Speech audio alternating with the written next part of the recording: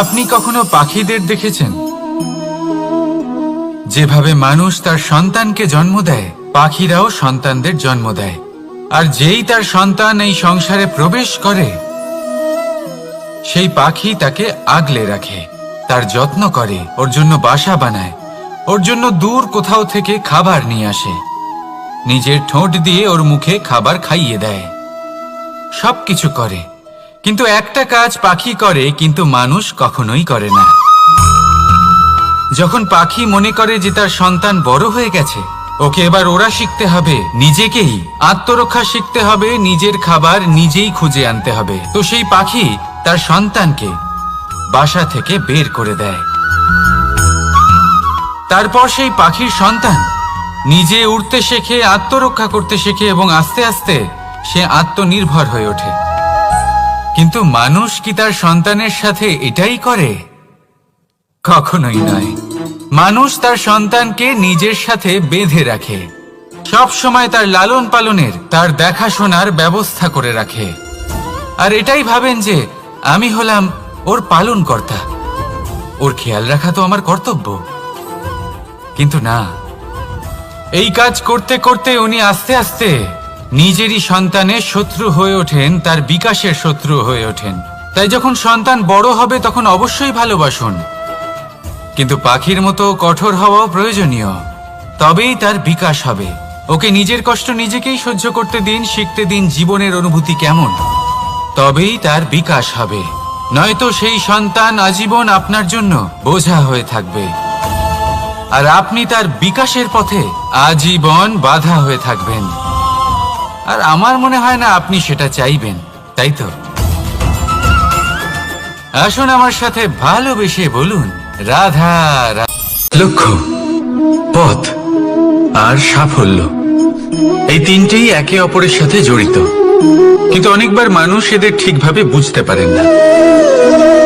তারা ভাবেন যে যেরকম লক্ষ্য হবে সেরকমই পথ হবে, সেই মতোই লক্ষ্য কঠিন হলে পথ কঠিন হবে, লক্ষ্য সরল হলে পথও সরল হবে। যদি আপনাকে আসল সত্যের সাথে অবগত করাই, তাহলে দেখবেন সবকিছুই এর উল্টো। লক্ষ্য নিজের পথ বানায় না, পথ সেটাই যেটা আপনি স্বয়ং নির্বাচন করে আপনি নিজে বানান। সেই অনুসারেই আপনি আপনার লক্ষ্যে পৌঁছতে পারবেন। সেই জন্য জীবনে যখনই লক্ষ্যে পৌঁছানোর পথের বিষয়ে আপনি কোনো সিদ্ধান্ত নেবেন, তাহলে তা ভেবে চিন্তে নেবেন, কারণ এই পথ অত্যন্ত গুরুত্বপূর্ণ। পথ যদি শুভ হয়, তাহলে লক্ষ্য আপনা থেকেই শুভ হয়ে যায়। তাহলে আসুন আমার সাথে ভালোবেসে বলুন রাধা রাধা। এই সংসারে সাফল্য লাভ করার জন্য জ্ঞানের প্রয়োজন হয়, পরিশ্রমের প্রয়োজন হয়, দৃঢ় নিষ্ঠার প্রয়োজন হয়, নিরন্তর চেষ্টা করা প্রয়োজনীয়। কিন্তু আরো কিছু আছে যা অত্যন্ত প্রয়োজনীয় এবং গুরুত্বপূর্ণ। তা হলো ভালো বন্ধু। তাদের থাকা অত্যন্ত প্রয়োজনীয়। যদি ভালো বন্ধু থাকে, তাহলে সময় এলে তারা ঢাল হয়ে আপনাকে সুরক্ষা করবেন। সময় এলে অস্ত্রের মতো শত্রুকে সংহারও করবেন। যদি তিনি জ্ঞানী হন, তাদের মধ্যে সদ্গুণ থাকে, তাহলে এই সব গুণ আপনার মধ্যেও প্রবেশ করবে। তাহলে সাফল্যের জন্য ভালো বন্ধু পাওয়া অত্যন্ত প্রয়োজনীয়। কিন্তু শুধু বন্ধু কেন, ভালো শত্রুও থাকা প্রয়োজনীয়। এবার আপনি ভাববেন, এ আমি কি বললাম? যদি আপনার জীবনেও ভালো অর্থাৎ শক্তিশালী শত্রু থাকে, তাহলে আপনিও শক্তিশালী হতে থাকবেন। এই শত্রু আপনাকে প্রেরিত করবে আরো বেশি শক্তিশালী হয়ে ওঠার। কখনো কোনো হরিণকে দেখুন, তীব্র গতিতে দৌড়তে থাকে। কেন তীব্র গতিতে দৌড়য়? এই কারণে নয় যে কোথাও তার জন্য মধুর ঘাস অপেক্ষা করে রয়েছে, না। সে এই কারণে তীব্র গতিতে দৌড়য় কারণ সেটা না করলে তার পেছনে একটি সিংহ আছে যে ওকে নিজের ভোজন করে ফেলবে। তাই জীবনে বিপদ, সংকট, এই সবকিছুও হলো অত্যন্ত গুরুত্বপূর্ণ।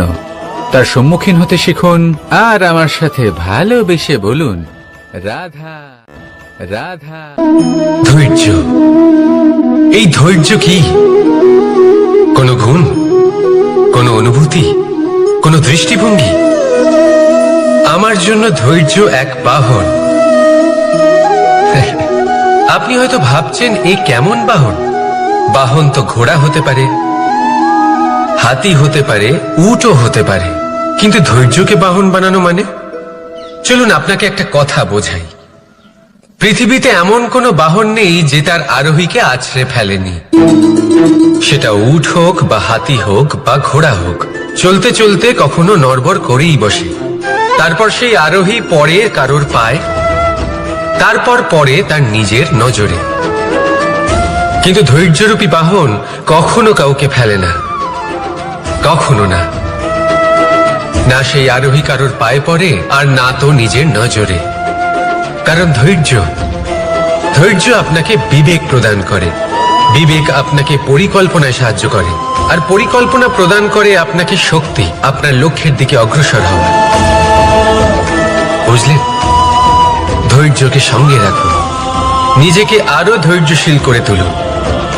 এই ধৈর্যের সাহায্যে আরোহণ করে দেখুন কিভাবে এই বাহন আপনাকে আপনার গন্তব্যে পৌঁছে দেবে।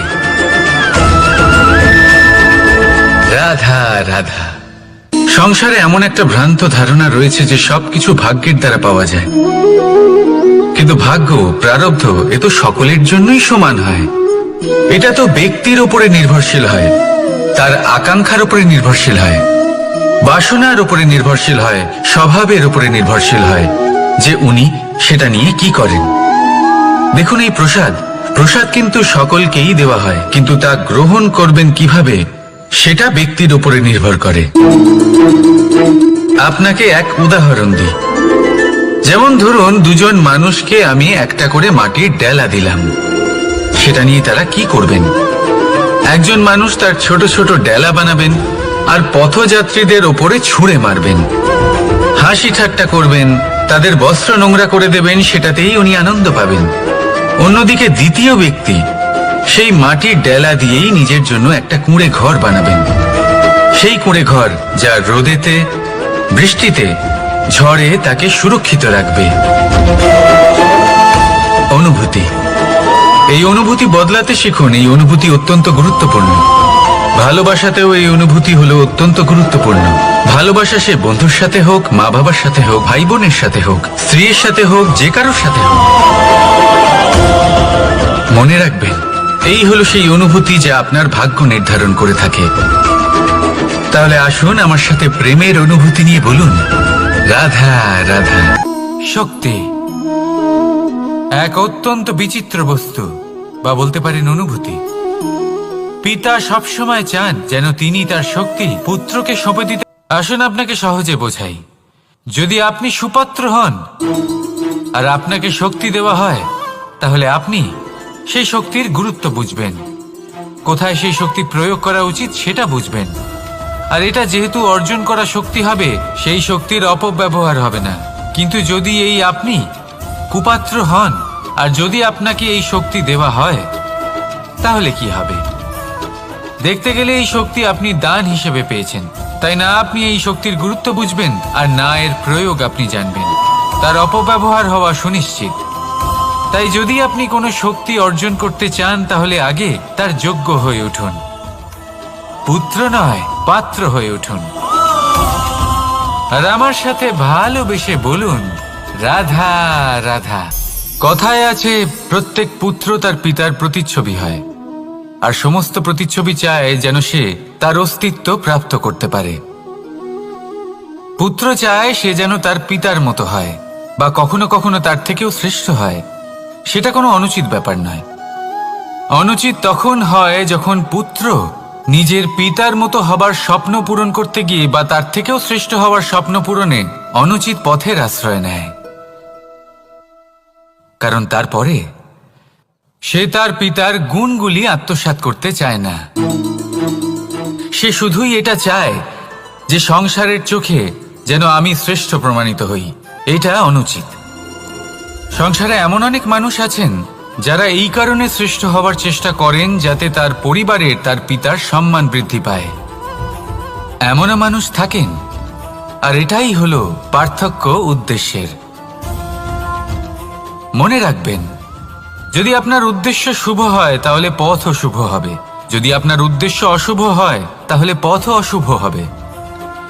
তাহলে নিজের পিতার মতো হবার চেষ্টা অবশ্যই করুন, তার থেকেও শ্রেষ্ঠ হওয়ার চেষ্টা অবশ্যই করুন, কিন্তু মনে রাখবেন আপনার সংকল্প আর আপনার উদ্দেশ্য এই দুই শুভ হওয়া উচিত। তাহলে আসুন আর আমার সাথে ভালোবেসে বলুন, রাধা রাধা। শক্তি শক্তি অর্জন করা এতটা কঠিন নয় যতটা শক্তি লাভ করার পরে সেই শক্তি সামলানো কঠিন হয়। কারণ যেই মানুষ শক্তি লাভ করে তার মনে গর্ববোধ জন্মায়, জন্মায় অহংকার, জন্মায় জেদ। তাই শক্তি প্রাপ্ত করার সাথে বিনম্র থাকাও অত্যন্ত আবশ্যক। আর এটা আমাদের শেখা উচিত বৃক্ষের থেকে। বৃক্ষ যা আমাদের ফল দেয়, বৃক্ষ যা যত ফল দেয় ততটাই ঝুঁকে যায়। আমরা পাথর মারি ওই বৃক্ষের থেকে ফল প্রাপ্ত করার জন্য। সেই পাথরের মার সহ্য করেও বৃক্ষ আমাদের ফল দেয়। কোনো গর্ববোধ নেই, কোনো অহংকার বোধ নেই। আর সেই জন্য এই বৃক্ষের পুজো করা হয়। এটাই হলো মাহাত্ম্য শক্তির সাথে বিনম্রতার। যদি এই শক্তি সৃজন করে থাকে, সাহায্য করে থাকে, সম্বল হয়ে থাকে, তবেই সেই শক্তি উপযুক্ত। আর নয়তো সেই শক্তি একদিন আপনাকে আসক্ত অবশ্যই করবে। তাহলে শক্তি অবশ্যই অর্জন করুন, কিন্তু তার সাথে সেই শক্তি সামলানোর মতো বিবেকও আপনাকে অবশ্যই জাগ্রত করতে হবে। তাহলে আসুন আমার সাথে ভালোবেসে বলুন, রাধা রাধা। অহংকার অত্যন্ত বলশালী হয়। এই অহংকার মানুষকে কখনো নত হতে দেয় না। অদ্ভুত ব্যাপার, এই অহংকার যা মানুষকে কখনো নত হতে দেয় না, সেটাই তার পতনের কারণও হয়ে দাঁড়ায়। যেখানে মানুষ এটা ভাবতে শুরু করে যে শুধুমাত্র সেই যোগ্য, সেখান থেকেই তার পতনের আরম্ভ। ঠিক কিনা? দেখুন, যদি কোনো মানুষ এটা ভাবে যে আমি এই সব কিছু করতে পারি, তাহলে তা হলো বিশ্বাস। কিন্তু যদি সে এটা ভাবতে থাকে যে শুধুমাত্র আমি এই কাজ করতে পারি, তাহলে তা হলো সেই ব্যক্তির অহংকার। আর এটা আপনাকে বিনাশের দিকে অবশ্যই নিয়ে যাবে। মনে রাখবেন, যখন আমি আর শুধুমাত্র এই দুই এক হয়ে যায়, সেখান থেকে আপনার পতনের সূত্রপাত হবেই। তাই আপনি কখনোই এই অহংকারের চক্রব্যূহে ফেঁসে যাবেন না। বিশ্বাস রাখুন নিজের ওপর এবং অন্যের ওপরও। আর মনে রাখবেন, বিশ্বাসের মধ্যে বিশ্বের প্রত্যেকটা বস্তু বসবাস করে। তাই এই অহংকারকে ত্যাগ করে ফেলুন আর আত্মবিশ্বাসের ওপর মনোসংযোগ করুন। আর আমার সাথে ভালোবেসে বলুন, রাধা রাধা। মানুষ নিজের জীবনে ঈশ্বরকে খুব মান্য করে, ওনার জন্য কি না করে। ভিন্ন ভিন্ন নামে তাকে স্মরণ করে, তাকে পুজো করে, তার আরাধনা করে। সে জানে যে ঈশ্বর তাকে শক্তি অবশ্যই দেবেন, তাকে সাহায্য অবশ্যই করবেন। কিন্তু যখন প্রশ্ন আসে গুরু এবং ঈশ্বরের, তখন গুরুর মান কখনো কম হওয়া উচিত নয়। কারণ সত্যি বলতে কি, গুরুই হলেন সেই সিঁড়ি যা বেয়ে আপনি ঈশ্বরের কাছে পৌঁছানোর পথ খুঁজে পাবেন। সেই পথ আপনি গুরুর থেকেই পাবেন। গুরু না থাকলে আপনি কখনো ঈশ্বর লাভ করতেই পারবেন না। আর জীবনে অনেক সময় লক্ষ্যের থেকেও অনেক বেশি গুরুত্বপূর্ণ হলো পথ। তাই এই পথের সম্মান করতে শিখুন, অর্থাৎ গুরুকে সম্মান করতে শিখুন। কারণ গুরুই হলেন পরমেশ্বর। তাহলে আসুন আর আমার সাথে ভালোবেসে বলুন, রাধা রাধা। আপনার জীবনে আপনার প্রকৃত বন্ধু আসলে কে? আপনার সব থেকে শ্রেষ্ঠ মিত্র আসলে কে? তিনি যিনি সময় এলে পরে আপনাকে সাহায্য করেন, নাকি তিনি যিনি সময় এলে পরে আপনাকে অর্থ দেন? দেখুন, আমরা হলাম মানুষ, আমাদের জীবনে লেনদেন চলতেই থাকে। এটা আমাদের জীবনের অভিন্ন অংশ। কিন্তু অনেক সময় এমন হয় যে আমরা তাকেই নিজের প্রকৃত বন্ধু বলে মনে করি, যিনি আমাদের একটা বহুমূল্য উপহার দেন। ঠিক কিনা? এবার আপনার জীবনে সেই বহুমূল্য উপহার কোনটা, ওই অমূল্য মিত্র আসলে কে, সেই সিদ্ধান্ত হলো আপনার। কিন্তু যদি আপনি আমাকে জিজ্ঞেস করেন, তাহলে আমার মতে স্বর্ণ, হিরে, মুক্ত, ধন এগুলো বহুমূল্য নয়। বহুমূল্য হলো সঙ্গ, যখন আপনি একা হয়ে যাবেন, সময়, যখন আপনার তাকে প্রয়োজন হবে, সমর্পণ, যখন আপনার বিশ্বাসের প্রয়োজন পড়বে। যে মানুষ আপনার প্রতি এই 3 গুণ প্রদর্শন করেন, যিনি আপনার কঠিন সময়ে আপনাকে অবশ্যই সঙ্গ দেবেন, যখন আপনার প্রয়োজন পড়বে আপনাকে অবশ্যই সময় দেবেন, আপনার প্রতি সম্পূর্ণ সমর্পিত থাকবেন, সেই হলো আপনার আসল মিত্র, সেই হলো আপনার প্রকৃত বন্ধু। কারণ সত্যি বললে, বন্ধুত্বের অর্থই হলো নিজেকে সম্পূর্ণরূপে কারোর কাছে সমর্পণ করে দেওয়া। তাই আপনার সেই বন্ধুর জন্য নিজের প্রাণ উজাড় করে দিন, আর ভালোবেসে বলুন, রাধা রাধা। সংকট, সমস্যা, বিপদ এগুলো তো সকলের জীবনেই আসে। অনেক সময় এমন হয় যে মানুষের জীবনে যখন এমন কোনো বিপদ আসে, তখন সে ভয়ভীত হয়ে পড়ে, চিন্তিত হয়ে পড়ে, নিরাশ হয়ে যায়। কিন্তু আমি আপনাকে একটা সত্যি কথা বলি, যে আমাদের ব্যক্তিত্বের বিকাশের জন্য, আমাদের নিজেদের লক্ষ্যে পৌঁছে দেবার জন্য এই সংকট, এই সমস্যা এগুলো অত্যন্ত গুরুত্বপূর্ণ। আর এর উদাহরণ আমি নয়, বরং প্রকৃতি স্বয়ং দেবে। আপনি নিজেই ধরিত্রী মাতাকে দেখে নিন। ধরিত্রী মাতা সূর্যের তাপ সহ্য করেন কেন?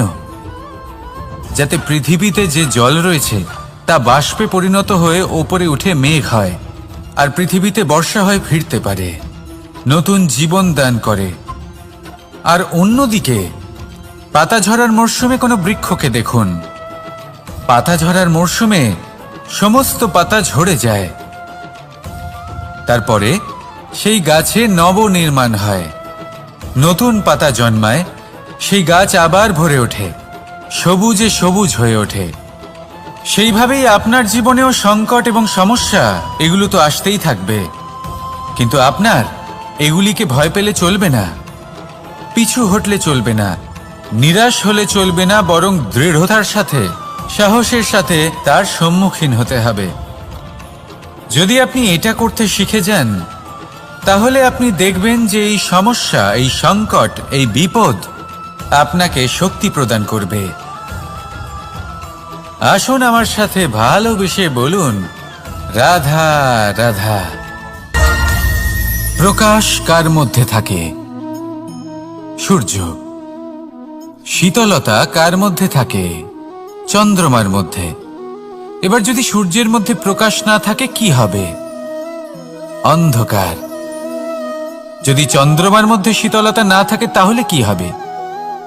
মহা অন্ধকার।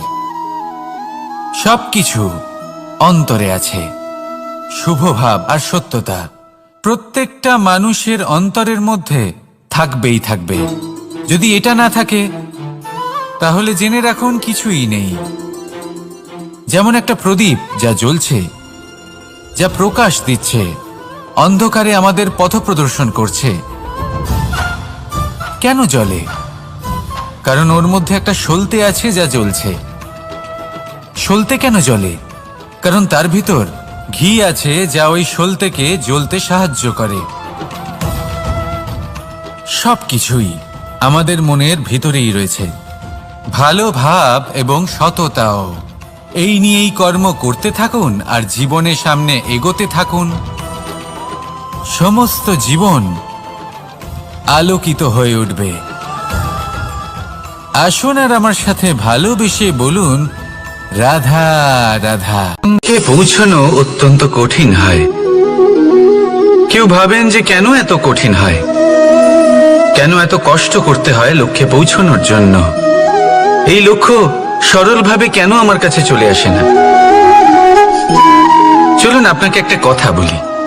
যদি আপনার লক্ষ্য কঠিন না হয় তাহলে তাকে পাওয়া আপনার পক্ষে অসম্ভব হয়ে উঠবে। লক্ষ্যে পৌঁছানোর এই রাস্তায় আপনি যে কড়া রোদের সম্মুখীন হন, যার থেকে আপনি দূরে পালাতে চান, সেই রোদ আপনাকে প্রেরণা যোগায় যে আপনি এগোতে থাকুন। ভাবুন একজন যাত্রী যে কিনা নিজের লক্ষ্যের দিকে যাচ্ছেন, সেই পথে উনি যদি একটু ছায়া পেয়ে যান আর উনি ওখানে বিশ্রাম নেন, তাহলে তার সাথে তার ভাগ্য গভীর নিদ্রায় সেখানে বিলীন হয়ে যায়।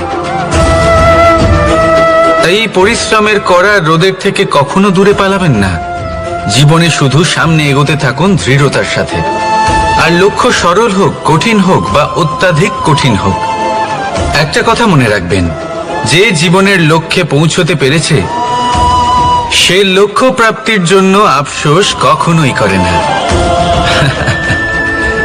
রাধা রাধা। এই সংসারে সাফল্য লাভ করার জন্য জ্ঞানের প্রয়োজন হয়, পরিশ্রমের প্রয়োজন হয়, দৃঢ় নিষ্ঠার প্রয়োজন হয়, নিরন্তর চেষ্টা করা প্রয়োজনীয়।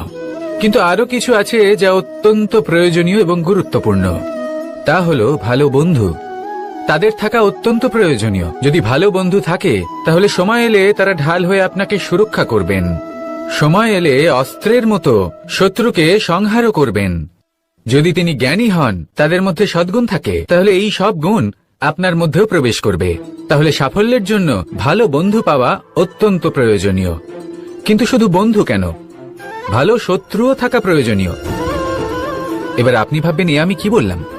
যদি আপনার জীবনেও ভালো অর্থাৎ শক্তিশালী শত্রু থাকে, তাহলে আপনিও শক্তিশালী হতে থাকবেন। এই শত্রু আপনাকে প্রেরিত করবে আরো বেশি শক্তিশালী হয়ে ওঠার। কখনো কোনো হরিণকে দেখুন, তীব্র গতিতে দৌড়তে থাকে।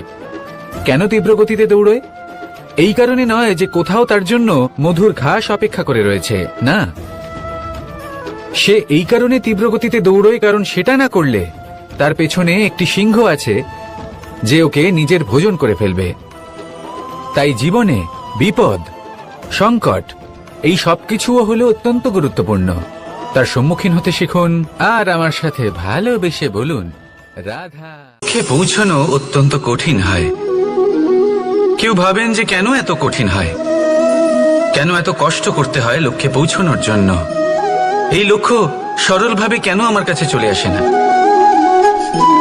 চলুন আপনাকে একটা কথা বলি, যদি আপনার লক্ষ্য কঠিন না হয় তাহলে তাকে পাওয়া আপনার পক্ষে অসম্ভব হয়ে উঠবে।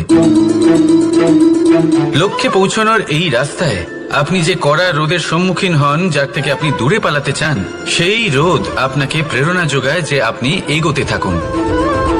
ভাবুন একজন যাত্রী যে কিনা নিজের লক্ষ্যের দিকে যাচ্ছেন, সেই পথে উনি যদি একটু ছায়া পেয়ে যান আর উনি ওখানে বিশ্রাম নেন, তাহলে তার সাথে তার ভাগ্য গভীর নিদ্রায় সেখানে বিলীন হয়ে যায়। তাই এই পরিশ্রমের করা রোদের থেকে কখনো দূরে পালাবেন না। জীবনে শুধু সামনে এগোতে থাকুন দৃঢ়তার সাথে। আর লক্ষ্য সরল হোক, কঠিন হোক বা অত্যাধিক কঠিন হোক, একটা কথা মনে রাখবেন, যে জীবনের লক্ষ্যে পৌঁছতে পেরেছে সে লক্ষ্য প্রাপ্তির জন্য আফসোস কখনোই করে না। রাধা রাধা। ধৈর্য। এই ধৈর্য কি কোনো গুণ, কোনো অনুভূতি, কোনো দৃষ্টিভঙ্গি? আমার জন্য ধৈর্য এক বাহন। আপনি হয়তো ভাবছেন, এ কেমন বাহন? বাহন তো ঘোড়া হতে পারে, হাতি হতে পারে, উটও হতে পারে, কিন্তু ধৈর্যকে বাহন বানানো মানে? চলুন আপনাকে একটা কথা বোঝাই। পৃথিবীতে এমন কোনো বাহন নেই যে তার আরোহীকে আছড়ে ফেলেনি। সেটা উট হোক বা হাতি হোক বা ঘোড়া হোক, চলতে চলতে কখনো নড়বড় করেই বসে। তারপর সেই আরোহী পরে কারোর পায়, তারপর পরে তার নিজের নজরে। কিন্তু ধৈর্যরূপী বাহন কখনো কাউকে ফেলে না, কখনো না। না সেই আরোহী কারোর পায়ে পড়ে আর না তো নিজের নজরে। কারণ ধৈর্য আপনাকে বিবেক প্রদান করে, বিবেক আপনাকে পরিকল্পনায় সাহায্য করে, আর পরিকল্পনা প্রদান করে আপনাকে শক্তি, আপনার লক্ষ্যের দিকে অগ্রসর হওয়া। বুঝলেন? ধৈর্যকে সঙ্গে রাখুন, নিজেকে আরো ধৈর্যশীল করে তুলুন। এই ধৈর্যের সাহায্যে আরোহণ করে দেখুন কিভাবে এই বাহন আপনাকে আপনার গন্তব্যে পৌঁছে দেবে। রাধা রাধা। সংসারে এমন একটা ভ্রান্ত ধারণা রয়েছে যে সবকিছু ভাগ্যের দ্বারা পাওয়া যায়, কিন্তু ভাগ্য, প্রারব্ধ এ তো সকলের জন্যই সমান হয়। এটা তো ব্যক্তির উপরে নির্ভরশীল হয়, তার আকাঙ্ক্ষার উপরে নির্ভরশীল হয়, বাসনার উপরে নির্ভরশীল হয়, স্বভাবের উপরে নির্ভরশীল হয় যে উনি সেটা নিয়ে কি করেন। দেখুন, এই প্রসাদ কিন্তু সকলকেই দেওয়া হয়, কিন্তু তা গ্রহণ করবেন কিভাবে সেটা ব্যক্তির উপরে নির্ভর করে। আপনাকে এক উদাহরণ দিই। যেমন ধরুন, দুজন মানুষকে আমি একটা করে মাটির ডেলা দিলাম, সেটা নিয়ে তারা কি করবেন। একজন মানুষ তার ছোট ছোট ডেলা বানাবেন আর পথযাত্রীদের ওপরে ছুঁড়ে মারবেন, হাসি ঠাট্টা করবেন, তাদের বস্ত্র নোংরা করে দেবেন, সেটাতেই উনি আনন্দ পাবেন। অন্যদিকে দ্বিতীয় ব্যক্তি সেই মাটির ডেলা দিয়েই নিজের জন্য একটা কুঁড়ে ঘর বানাবেন। সেই কুঁড়ে ঘর যা রোদেতে, বৃষ্টিতে, ঝড়ে তাকে সুরক্ষিত রাখবে। অনুভূতি, এই অনুভূতি বদলাতে শিখুন। এই অনুভূতি অত্যন্ত গুরুত্বপূর্ণ। ভালোবাসাতেও এই অনুভূতি হলো অত্যন্ত গুরুত্বপূর্ণ। ভালোবাসা সে বন্ধুর সাথে হোক, মা বাবার সাথে হোক, ভাই বোনের সাথে হোক, স্ত্রীর সাথে হোক, যে কারোর সাথে হোক। মনে রাখবেন, এই হলো সেই অনুভূতি যা আপনার ভাগ্য নির্ধারণ করে থাকে। তাহলে আসুন আমার সাথে প্রেমের অনুভূতি নিয়ে বলুন, রাধা রাধা। লক্ষ্য, পথ আর সাফল্য, এই তিনটেই একে অপরের সাথে জড়িত, কিন্তু অনেকবার মানুষ এদের ঠিকভাবে বুঝতে পারেন না। তারা ভাবেন যে যেরকম লক্ষ্য হবে সেরকমই পথ হবে, সেই মতোই লক্ষ্য কঠিন হলে পথ কঠিন হবে, লক্ষ্য সরল হলে পথও সরল হবে।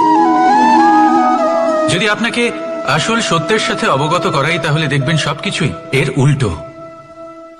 লক্ষ্য নিজের পথ বানায় না, পথ সেটাই যেটা আপনি স্বয়ং নির্বাচন করে আপনি নিজে বানান। সেই অনুসারেই আপনি আপনার লক্ষ্যে পৌঁছতে পারবেন। সেই জন্য জীবনে যখনই লক্ষ্যে পৌঁছানোর পথের বিষয়ে আপনি কোনো সিদ্ধান্ত নেবেন, তাহলে তা ভেবে চিন্তে নেবেন, কারণ এই পথ অত্যন্ত গুরুত্বপূর্ণ। পথ যদি শুভ হয়, তাহলে লক্ষ্য আপনা থেকেই শুভ হয়ে যায়। তাহলে আসুন আমার সাথে ভালোবেসে বলুন, রাধা রাধা। ভাগ্য আর কর্ম, এই দুই এমন শব্দ যাকে ঘিরে সমগ্র সংসার। কেউ বলে আমার ভাগ্যে এটা ছিল না, যা পেলে আমার জীবন অন্যরকম হতো। কেউ বলে আমার গত জন্মের কর্ম নিশ্চয়ই এমন ছিল, যে কারণে এই জন্মে এরকম ভাগ্য পেয়েছি আমি। এইসব বাদ দিন আর একবার শান্ত চিত্তে ভাবুন। আপনি বুঝতে পারবেন যে ভাগ্য আর কর্ম এই দুই এই জন্মের। তফাৎ শুধুমাত্র এটাই যে যদি ভাগ্যের কথা বলা হয়, তাহলে আপনি এই ভাগ্যের থেকে যত বেশি আশা করবেন, তত বেশি নিরাশ হবেন আপনি, কারণ এই আশা আপনাকে কর্ম করা থেকে আটকায়। যদি কথা বলা হয় কর্মের, তাহলে নিজের কর্মের প্রতি যত বিশ্বাস রাখবেন, তত বেশি সফলতা আপনার কাছে আসবে। তাই একটা কথা মনে রাখবেন, ভাগ্য আপনার কর্ম নির্ধারণ করে না, কিন্তু আপনার কর্ম আপনার ভাগ্যকে অবশ্যই নির্ধারণ করে। রাধা রাধা। নাম কত সাধারণ একটা বিষয়। প্রত্যেক মানুষ যে জন্ম নেয়, তাকে একটা নাম দেওয়া হয়, যা সে পেয়ে থাকে তার মাতা পিতার দ্বারা, না হলে তার গুরুর দ্বারা, বা কোনো আত্মীয়ের দ্বারা, বা কোনো কাছের মানুষের দ্বারা। এই নামের সাথেই সে আস্তে আস্তে বেড়ে ওঠে। কিন্তু এটাই কি সেই নাম? এই নামই কি সবকিছু? কখনোই নয়। একটা নাম সেটা যা আপনি জন্মের সময় লাভ করেন, যে নামে আপনি কর্মের পথে অগ্রসর হন। আরও একটা নাম সেটা যা আপনি আপনার কর্মের দ্বারা অর্জন করেন, আর এই নামেই আপনাকে সবাই যুগ যুগ ধরে মনে রাখে। আপনার আসল নাম সেটা নয় যা আপনাকে জন্মের সময় দেওয়া হয়েছিল। আপনার আসল নাম সেটা যেটা আপনি আপনার কর্ম দ্বারা লাভ করেছেন, কারণ সেই লাভের পেছনে প্রচুর প্রয়াস লুকিয়ে থাকে, অনেক পরিশ্রম লুকিয়ে থাকে। কিন্তু যদি আপনি চান যে মানুষ আপনার নাম মনে রাখে, তাহলে আপনাকে কর্মের পথে অগ্রসর হতেই হবে। শুভ কর্ম করতে হবে, অনর্গল চেষ্টা করে যেতে হবে, মহান কাজ করতে হবে। আর বিশ্বাস করুন, আপনি একটা মহান নামের ফল অবশ্যই লাভ করবেন। রাধা রাধা। আমি এখানে একা এই বনে বসে আছি, বাঁশি বাজাচ্ছি। কার জন্য? কে আছেন এখানে? কেউ নেই। আমার প্রজা, আমার রাজ্য, আমার পরিবার আমার থেকে অনেক দূরে আছেন। আমি এখানে একা এই বনে বসে এই আকাশের এই রঙের, গাছের এই সব ফলের, মাটির সুবাসের আনন্দ উপভোগ করছি। কেন? আমি হলাম দ্বারকাধীশ। এমন কি রাজকীয় বা ভৌতিক সুখ রয়েছে যে আমি ওখানে পেতে পারি না? সবকিছুই পেতে পারি, তাও এখানে বনে একা বসে আছি। কোন সুখ খুঁজে চলেছি? একা থাকার সুখ। আমরা প্রত্যেকদিন অনেক মানুষের সাথে, চিন্তাধারার সাথে, কর্মের সাথে, পরিস্থিতির সাথে, সুখ দুঃখের দ্বারা বেষ্টিত থাকি। জীবনের এই চক্রে আমরা জড়িয়ে পড়তে থাকি। যতই আমরা এই সমস্যার সমাধান করি, আমরা ততই এতে জড়িয়ে পড়ি। আমরা এতটাই জড়িয়ে পড়ি যে যখন আমরা আয়নায় নিজেদের দেখি, তখন আমরা নিজেদের চিনতেই পারি না। এমন মনে হয় যেন আমরা নিজেদের হারিয়ে ফেলেছি। সেই জন্য প্রত্যেক দিন আপনি কিছু সময় নিজের সাথে কাটান একান্তে। এটা অত্যন্ত আবশ্যক। নিজের অস্তিত্বের গভীরে গিয়ে দেখতে শিখুন, নিজেকে বুঝুন। অদ্ভুত শান্তির অনুভূতি হবে। যেমন এই বায়ু, এই বৃক্ষ, এই পুষ্প, এই নিসর্গ, এদের মতো আপনিও কখনো একলা হতে শিখুন। কখনো নিসর্গের একটা অংশ হয়ে দেখুন। এই মন প্রসন্ন হয়ে বলবে, রাধা। একবার একটা শেয়াল বনে বিচরণ করছিল, কিন্তু যদি আপনি এরকম বলেন কোনো প্রমাণ দিন, এর কোনো সাক্ষী আছে, তখন রাজা সিংহ পেঁচাকে ডেকে পাঠালেন, যে সেই মুহূর্তে বৃক্ষের শাখার ওপর বসেছিল। সে সব কিছু দেখেছিল। পেঁচা সব সত্যি কথা বলল, আর শেয়ালকে মৃত্যুদণ্ড দেয়া হলো। এবার এই কাহিনী আমি আপনাকে কেন শোনালাম? কারণ মানুষও কখনো কখনো এরকম কর্ম করেন যা শিয়াল করেছে। এটা ভাবেন কেউ দেখছে না, যখন আমি অনুচিত কর্ম করতেই পারি। কিন্তু না, আপনি যাই করুন না কেন, কেউ না কেউ অবশ্যই তা দেখছে। কোনো ব্যক্তি না হলেও কোনো প্রাণী, না হলে কোনো যক্ষ বা দেব বা প্রেত। যদি এনারা কেউ না দেখেন, তাহলে ধরিত্রী মাতা দেখেন, যেখানে দাঁড়িয়ে আপনি সেই কর্ম করছেন, তাই না? তাই একটা কথা সবসময় মনে রাখবেন, কে দেখছেন কে দেখছেন না সেই বিষয়ে ভাবা ছেড়ে দিন। এটা খুব সহজ কথা। আপনি যদি উচিত কর্ম করেন, উচিত ফল পাবেন। যদি অনুচিত কর্ম করেন, তাহলে আপনি অনুচিত ফল অবশ্যই পাবেন। সেই জন্য উচিত পথে চলতে থাকুন, উচিত কর্ম করতে থাকুন, আর আমার সাথে ভালোবেসে বলুন, রাধা রাধা। বাহ, পুষ্পের সুবাস আমার খুব ভালো লাগে। অত্যন্ত সুন্দর হয় এই পুষ্প। এইভাবে চারিদিকে পুষ্প দেখে মন আনন্দিত হয়ে ওঠে। এবার আপনারা ভেবে দেখুন, আমার চারিদিকে পুষ্প নয়, আগুন আছে। তাহলে কি হবে? আমার শরীর কি জ্বলে যাবে না? অবশ্যই জ্বলবে। শরীরকে কি আগুনের তাপ সহ্য করতে হবে না? অবশ্যই সহ্য করতে হবে। এটাই হলো প্রকৃতির নিয়ম। এই নিয়ম কিন্তু আমরা সবাই জানি, কিন্তু আমাদের মধ্যে বেশিরভাগ মানুষ এই বিভ্রান্তি নিয়ে বাঁচি যে এই যে প্রকৃতির নিয়ম, তা আমার ওপর প্রযোজ্য নয়। তা কিন্তু নয়। আমাদের চতুর্দিকে এই যে নিসর্গ রয়েছে, আমরা তার কতটা ক্ষতি করি সেটা একবার ভেবে দেখুন। আমরা বনাঞ্চল জ্বালিয়ে দিই, বায়ু দূষিত করি, জল দূষিত করি, প্রাণীদের হত্যা আমরা করি। কেন? এই নিসর্গ আমরা নষ্ট করি, যদিও আমরা জানি যে আমরাও হলাম এই নিসর্গেরই অংশ। এবার দেখুন, শরীরের কোনো অংশে যদি আগুন ধরান, আস্তে আস্তে সমস্ত শরীরও জ্বলে যাবে। সেইভাবেই নিসর্গ যদি নষ্ট হয়ে যায়, তাহলে মনুষ্য জাতিও নষ্ট হয়ে যাবে।